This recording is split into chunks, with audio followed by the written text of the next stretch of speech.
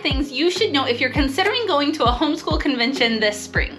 The first is take your husband. We were really nervous about my husband going to our local homeschool convention. We didn't know if he would be the only guy there, if he would be bored out of his mind. We just didn't know going into it.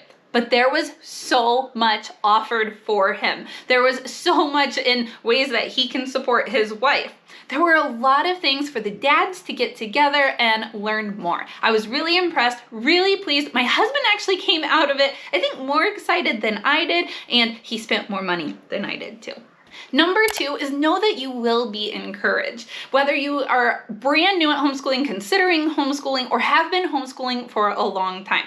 Now, I would say that most of the sessions that were planned were geared towards new homeschoolers, and I accidentally went to some of those because I guess I didn't understand what they were going to be talking about in there, that it was kind of like a 101 course when I thought maybe it would be more like a 301. But you know what? Honestly, it was fine because I came out realizing I do know what I'm doing. I do know what I'm talking about. And that was like so much confidence for me.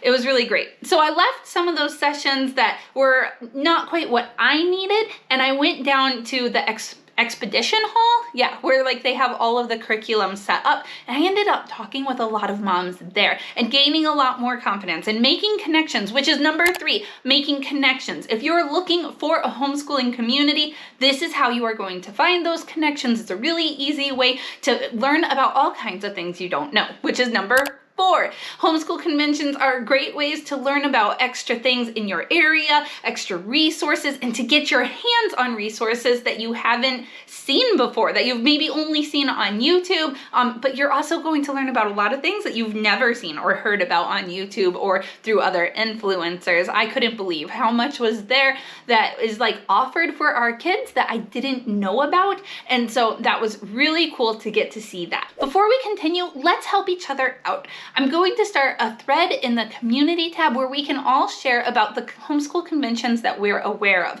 where and when they are. So if you know of any, you can go add those there. And if you're looking for some, maybe you'll be able to find one in your area by finding that post and checking in the comments. Number 5 is that you don't have to worry about not having a lot of money to actually attend these things. Yes, they do cost money because it costs a lot to bring speakers in and to pay them to speak and supply all of this. But once you're there, you really don't have to. I feel like I see influencers all the time talking about like all the things they came home with.